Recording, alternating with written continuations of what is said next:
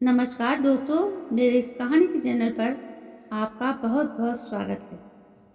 विजय सुबह से गाड़ी चला रहा था। इस वजह से वो बहुत बोर हो गया था। गांव नज़दीक आने की वजह से वो कहीं भी रुका नहीं। उसने सोचा कि घर जाकर ही आराम करूं। उसके गांव के ही बाजू में एक और गांव था। वो वहां से गुजर रहा था। उसने देखा कि वहां पर लोगों की भीड़ जमा थी। वहां पर किसी का तो जोर जोर से चिल्लाने का और ढोलक बजाने की आवाज़ आ रही थी। विजय शहरी इलाके में ही छोटे से बड़ा हुआ। आज वो पहली बार ही अपने गांव जा रहा था। उसके गांव में ज़मीन थी। उसके पिता जिंदा थे तब तक उन्होंने विजय को वो ज़मीन बेचने नहीं दी। पर उनके बाद विजय ने वो ज़मीन होटल प्रोजेक्ट के लिए बेचने का निर्णय लिया। उसी काम से वो गांव जा रहा था। वो जिस गांव से जा रहा था उस गांव में से उसे ढोल बजने की आवाज़ आ रही थी। उस उत्सव की मशाल से रात भी प्रकाशित हो रही थी। वो यह सब पहली बार देख रहा था। जब विजय उसके गांव में पहुंचा तब उसने देखा कि उसका गांव भी बाकी गांव जैसा सजा हुआ था, पर वहां कोई भी उत्सव चालू नहीं था। उसने घर की देखभाल करने वाले भोला अंकल को पूछा कि इतनी सजावट किसके लिए है। तभी अंकल ने बताया कि कल गांव में भूत कोला होने वाला है, उसी की ही ये तैयारी है। अंकल उसे कुछ बताने वाले थे, पर विजय उनका कुछ भी सुनने के मूड में नहीं था। वो बहुत थक गया था, इसलिए वो सो गया। जब सुबह हो गई तब होटल प्रोजेक्ट के आदमी उसे मिलने के लिए उसके घर आए। विजय ने उनको उसकी ज़मीन दिखाई। डील फाइनल हो गई। शाम को वो अपनी प्रॉपर्टी पेपर पर साइन करने वाला था। तभी उसे ढोल ताशे और चिल्लाने की आवाज़ें आने लगीं। उसने खिड़की के बाहर देखा और वो सब नज़दीक से देखना चाहता था, इसलिए वो पेपर घर पर ही छोड़कर सब देखने के लिए वहाँ पर गया। उसने देखा कि गांव के सब लोग उस जगह पर इकट्ठा हो गए। जोर जोर से ढोल ताशे बज रहे थे। विजय भीड़ के पास गया और वो सब देखने लगा।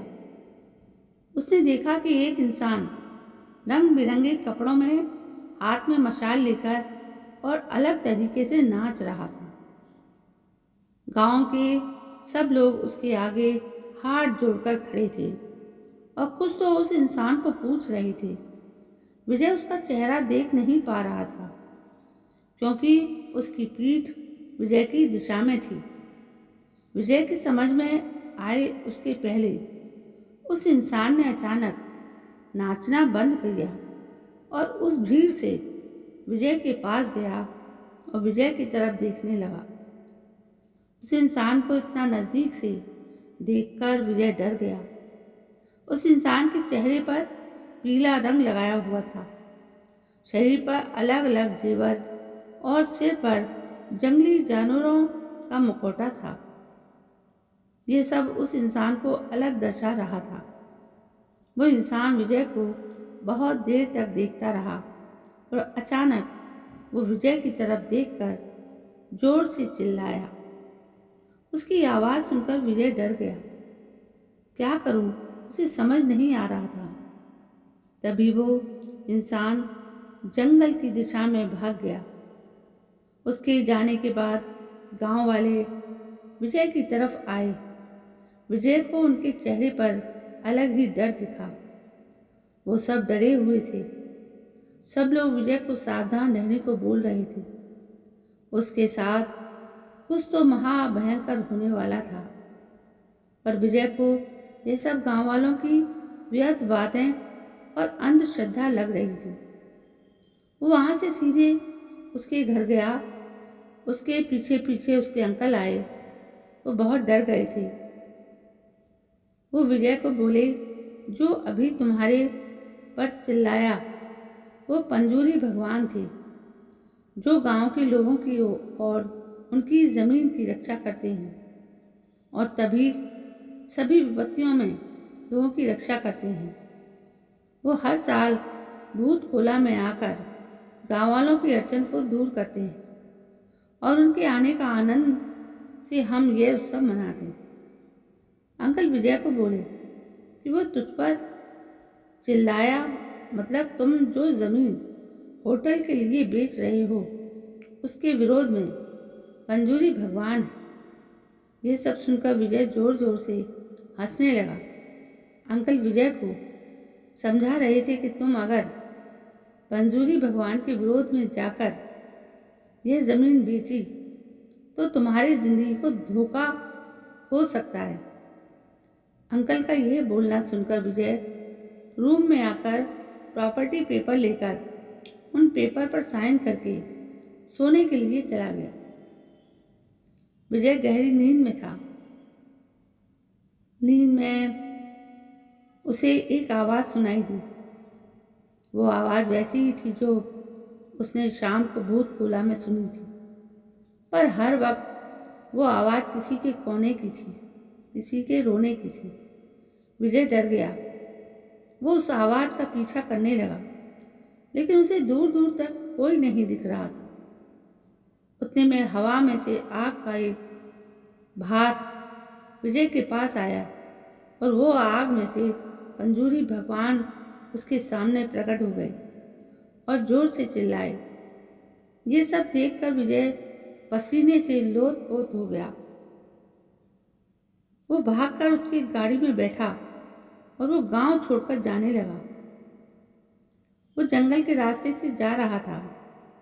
तभी अचानक उसकी गाड़ी के आगे उसे कुछ दिखा। वो देखकर वो पूरी तरह से सुन्न हो गया। उसकी गाड़ी के आगे सोने के दांतेदार और सोने का हार पहने वाला एक जंगली सुअर उसकी गाड़ी के आगे खड़ा था। विजय ने अपनी गाड़ी रिवर्स की, तब उसकी गाड़ी पास के पेड़ से टकराकर विजय का एक्सीडेंट हो गया। जब वो होश में आया तो वो हॉस्पिटल में था। उसके पास उसके अंकल बैठे थे। अंकल को देखकर वो जोर जोर से रोने लगा। उसने अंकल को प्रॉपर्टी के पेपर लाने के लिए कहा। थोड़ी देर बाद अंकल वो पेपर लेकर आए। विजय ने वो पेपर हाथ में लिए और फाड़ दिए। हॉस्पिटल में से वापस आने पर विजय ने पंजूरी भगवान से माफ़ी मांगी और वापस शहर चला गया। उसने अब शपथ ली कि वो ये ज़मीन कभी किसी को नहीं बेचेगा। पता नहीं विजय के साथ जो हुआ वो कौन सी दिव्य शक्ति थी कि कुछ सहयोग, पर जो हुआ वो विजय कभी भी भूल नहीं पाया।